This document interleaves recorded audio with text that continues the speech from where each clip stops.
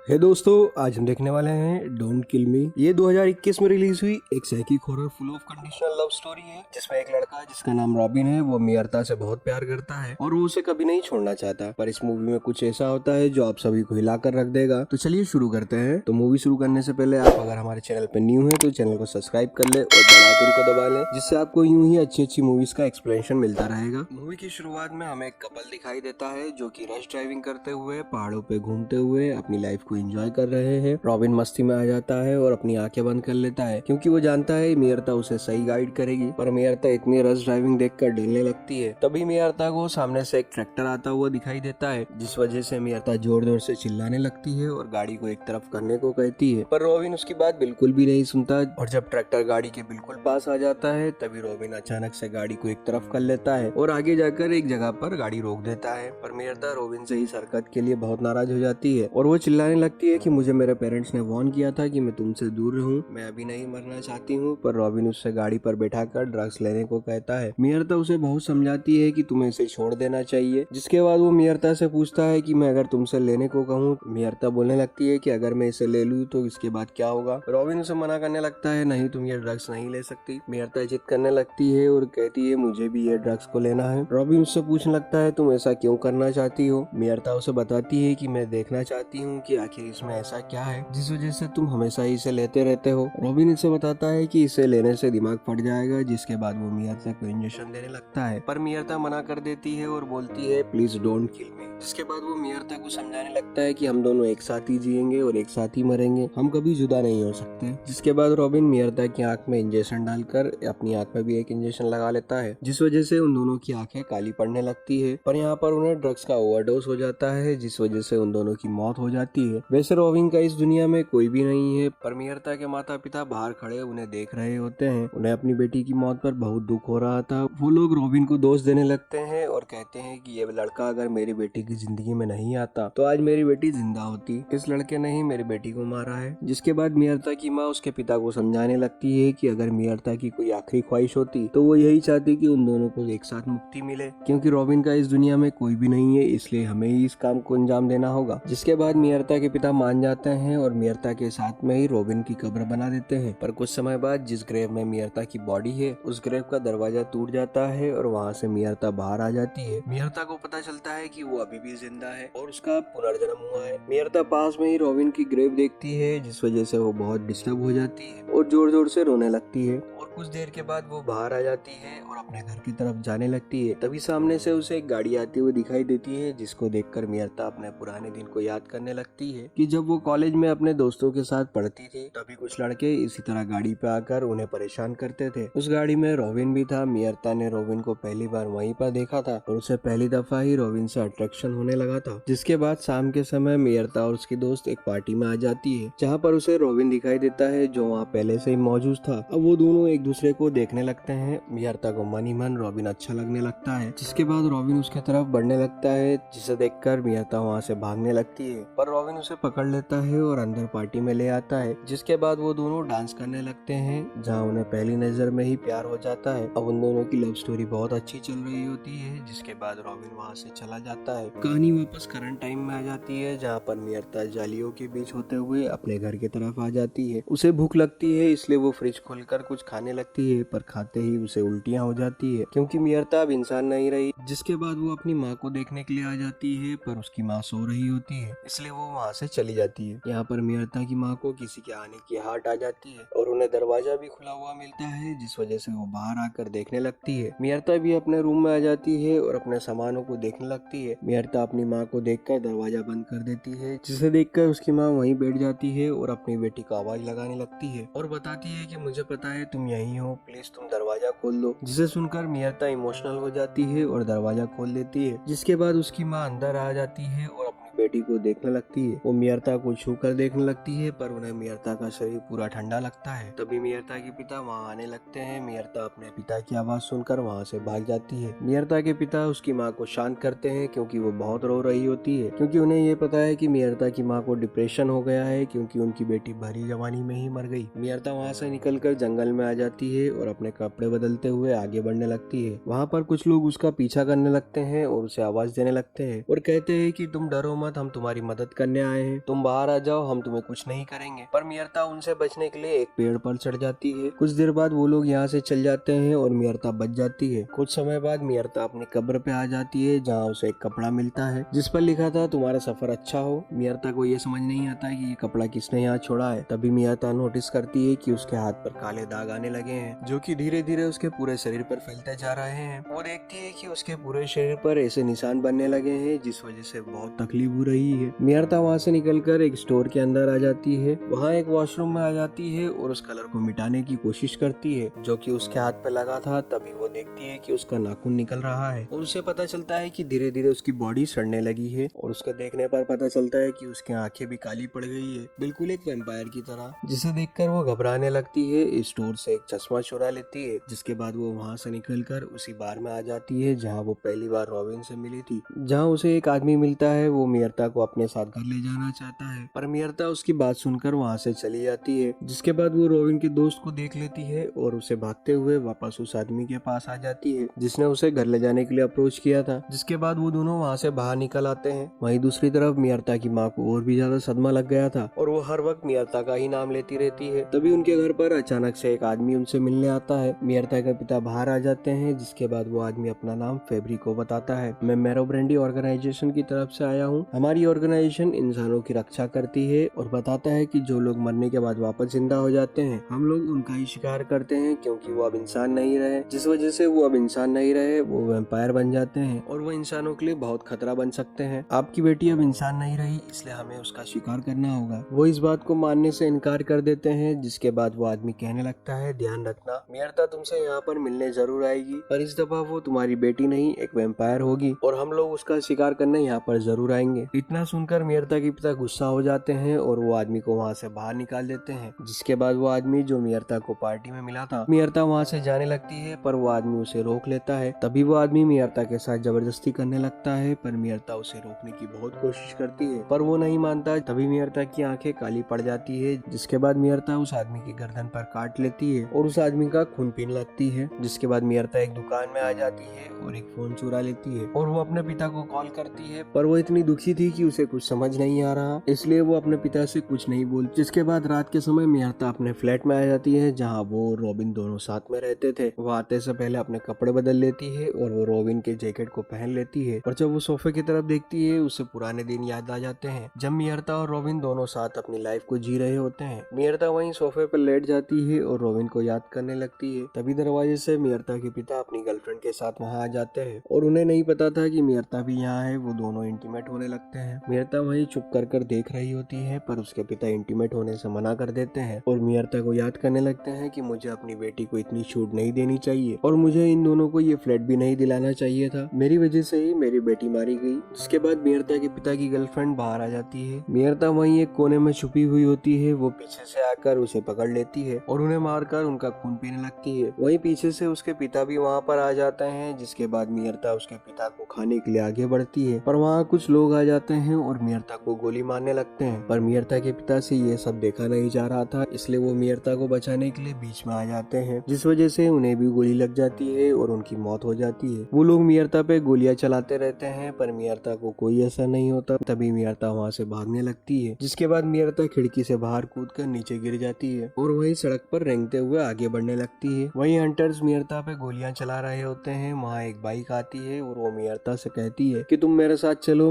मैं तुम्हारी जान बचाने आई हूँ। जिसके बाद वो मियरता को अपने घर ले जाती है और एक एक कर मियरता की गोली निकालने लगती है। जिसके बाद मियरता उसे बताती है कि मेरी पहले ही मौत हो चुकी है, तुम मुझे क्यों बचाना चाहती हो। जिसके बाद चाला मियरता को बताती है कि वो एक प्राइवेट ऑर्गेनाइजेशन के लोग थे। पूरे वर्ल्ड में उन लोगों के पास कई सारी ब्रांचेस है, उनके पास पैसा और पावर दोनों है, जिस वजह से वो किसी से भी नहीं डरते और जो लोग उन्हें काम करते हुए देख लेते हैं वो उन्हें भी मार देते हैं। दरअसल वो लोग मरकर वापस जिंदा होने वाले लोगों को शिकार कर मारते हैं। मियरता पूछती है मैं वापस जिंदा कैसे हो गई। चला उसे बताती है कि ऐसा बहुत बार हो जाता है जब इंसान की मौत अचानक ही किसी कारण से हो जाती है, वो वापस जिंदा हो जाते हैं। जहाँ पर चला उसे बताती है कि मैं भी तुम्हारी तरह आई हूँ। मुझे भी कुछ लड़कों ने हरास करने की कोशिश की थी, पर मैं उन सभी पर भारी पड़ने लगी, जिस वजह से उन्होंने मुझे मार दिया। जिसके बाद मैं वापस जिंदा हो गई। मैंने उन सभी से अपना बदला लिया और अब मैं पूरी दुनिया में ऐसे ही घूमती रहती हूँ, और अगर कोई किसी के साथ गलत करता है मैं उसे भी मार देती हूँ। जिसके बाद चला मेहरता को उन लोगों को बेहोश करना और अपने आप को उनसे बचाना सिखाती है, और ये भी बताती है कि हमें किसी भी आदमी को मरने के बाद नहीं खाना है, हमें सिर्फ जिंदा लोगों को ही खाना है, जिस वजह से हमारी बॉडी डिकम्पोज नहीं होगी। जिसके बाद मेहरता चाला से कहती है मुझे रॉबिन के पास जाना है, शायद वो अभी भी जिंदा हो। चाला उसे बताती है कि हर कोई वापस जिंदा नहीं हो सकता, ये वही लोग होते हैं जिनकी मौत अचानक हुई हो। पर मेहरता इस बात को नहीं मानती और वो चलती गाड़ी से कूद जाती है। जिसके बाद वो रोविन की कब्र पे आ जाती है, जहाँ पर उसे रोविन का एक दोस्त मिलता है। मेहरता उसे देख लेती है और वहीं दूर से छुपकर उसे देखने लगती है। मेहरता देखती है कि रोविन का दोस्त नशे में है। तभी मेहरता बाहर आ जाती है, जिसके बाद वो दोनों गाड़ी में बैठकर उसके घर आ जाते हैं। जिसके बाद मेहरता उसे अपने बारे में सब कुछ बता देती है। तभी रोविन का दोस्त उसे बताता है कि तुम रोविन के लिए सबसे पहली प्रायोरिटी थी, वो तुमसे बहुत प्यार करता था और वो तुम्हें किसी भी हालत में छोड़ना नहीं चाहता था। जिसके बाद वो लड़का मेहरता को सीड्यूस करने लगता है और उसका हाथ पकड़ लेता है और उसके साथ डांस करने के बहाने उसे किस करने लगता है। पर मेहरता उसे रोक देती है और कहती है इसका अंजाम बुरा होगा, पर वो लड़का नहीं मानता। तभी मेहरता की आंखें वापस से काली हो जाती है और वो उसे मारने के लिए आगे बढ़ने लगती है। तभी वो लड़का मेहरता को देख लेता है और उसे पता है कि मेहरता उसका खून पीने आ रही है। वो लड़का एक चाकू निकाल कर अपनी गर्दन पर रख लेता है और अपने आप को मार लेता है, क्योंकि वो बेमौत नहीं मरना चाहता। जिसे देखकर मेहरता रोने लगती है। वहीं दूसरी तरफ जहाँ पर चेला छुपी हुई होती है, वहाँ पर हंटर का एक ग्रुप आ जाता है और चेला को मारने लगता है और मारकर उसे शॉक देने लगते हैं। जिसके बाद मेहरता भी रोबिन की कब्र पे आ जाती है और रोबिन की कब्र का दरवाजा तोड़ने लगती है, और जब वो अंदर झाँक कर देखती है तो कब्र खाली निकलती है। रोबिन की लाश वहाँ पर नहीं होती है। तभी वहाँ पीछे से कुछ हंटर्स आ जाते हैं और उसे शॉक देने लगते हैं। जिसके बाद वो उसे एक रूम में ले आते हैं और जंजीरों से बांध देते हैं। वहाँ एक आदमी आ जाता है और बताने लगता है कि तुम लोगों ने इंसानों का जीना मुश्किल कर दिया है, पर हम तुम्हें ऐसा नहीं करने देंगे और हम तुम्हें ऐसे ही नहीं मार सकते, क्योंकि तुम बहुत ताकतवर हो। तुम्हें यहाँ पर ऐसे ही बांध कर रखेंगे और जब तुम्हें कुछ खाने को नहीं मिलेगा तो तुम तड़प कर यहीं मर जाओगी। और ये भी बताता है कि तुम्हारे जैसे एक आदमी हमारे पास पहले से ही मौजूद है। तभी वहाँ से रोबिन बाहर आ जाता है और वो दोनों एक दूसरे को किस करने लगते हैं। रोबिन उसे लेकर बाहर आ जाता है, जिसके बाद वो दोनों इंटीमेट हो जाते हैं। रोबिन उसे बताता है कि एक वैम्पायर ने मेरे दोस्त को यूं ही मार दिया था और मैं उसे बचा नहीं पाया, जिसकी वजह से मैंने लेब्रिको का साथ दिया, पर जब मैं तुमसे मिला मेरी जिंदगी पूरी तरह बदल गई।